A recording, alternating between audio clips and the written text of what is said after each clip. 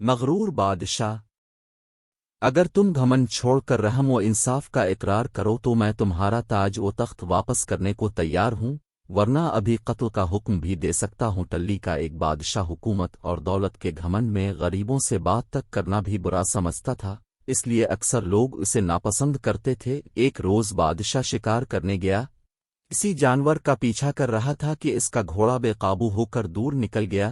تمام نوکر سپاہی وزیر سب بچھڑ گئے اور بادشاہ تنہا رہ گیا۔ اتنے میں ایک کسان نے بادشاہ کے گھوڑے کی رکاب پکڑ لی۔ اس کی شکل ہو بادشاہ سے ملتی تھی، فرق یہ تھا کہ اس کی پوشاک اور حالت غریبوں جیسی تھی۔ اس نے بادشاہ سے کہا کہ میں 3 دن سے حضور کی ڈیوٹی پر بھوکا پیاسا چلا آ رہا ہوں مگر کوئی میری فریاد نہیں سنتا۔ بادشاہ غریب کو میلے کچیلے کپڑوں میں دیکھ کر یہ کہتے ہوئے آگے بڑھ گیا کہ میں ایسے لوگوں سے بات نہیں کرتا۔ غریب کسان پھر بھی اس کے پیچھے پیچھے چلتا رہا، یہاں تک کہ بادشاہ ایک تالاب پر پہنچ کر گھوڑے سے اترا۔ اس نے تاج اور کپڑے اتار کر ایک طرف رکھے اور نہانے کے لیے تالاب میں اتر گیا۔ جب بادشاہ تالاب میں اتر چکا تو غریب کسان نے بادشاہ کے کپڑے پہن کر تاج سر پر رکھ لیا۔ بادشاہ کے گھوڑے پر سوار ہو کر رفو چکر ہو گیا۔ کسان بادشاہ تھوڑی ہی دور گیا تھا کہ اسے شاہی نوکر چاکر مل گئے، جنہوں نے اسے بادشاہ سمجھ کر ادب سے سلام کیا اور ان کے ساتھ شاہی محل میں چلا گیا۔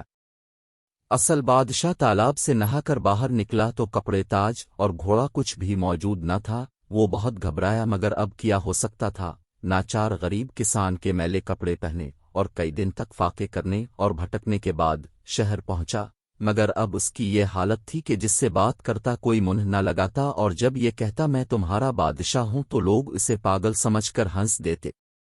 2-3 ہفتے اسی طرح گزر گئے۔ جب اس پاگل کا قصہ بادشاہ کی ماں نے سنا تو اسے بلوا کر اس کے سینے پر تل کا نشان دیکھا پھر، جس سے اس کی سچائی کی تصدیق ہو گئی۔ کسان نے اصلی بادشاہ کی یہ حالت دیکھ کر کہا، کیا تم وہی شخص ہو جو دولت اور حکومت کے گھمنڈ میں غریبوں کی فریاد نہیں سنتے تھے؟ اسی کی سزا دینے کے لیے میں نے یہ سب کیا تھا۔ اگر تم گھمنڈ چھوڑ کر رحم و انصاف کا اقرار کرو تو میں تمہارا تاج و تخت واپس کرنے کو تیار ہوں، ورنہ ابھی قتل کا حکم بھی دے سکتا ہوں۔ یہ سن کر بادشاہ نے عاجزی اور ندامت کے ساتھ اپنی غلطی تسلیم کی اور کسان اسے تاج و تخت واپس دے کر گھر چلا گیا، جس کے بعد بادشاہ نے اپنی اصلاح کی اور چند دنوں میں اس کی نیک نامی کا ڈنکا دور دور تک بجنے لگا۔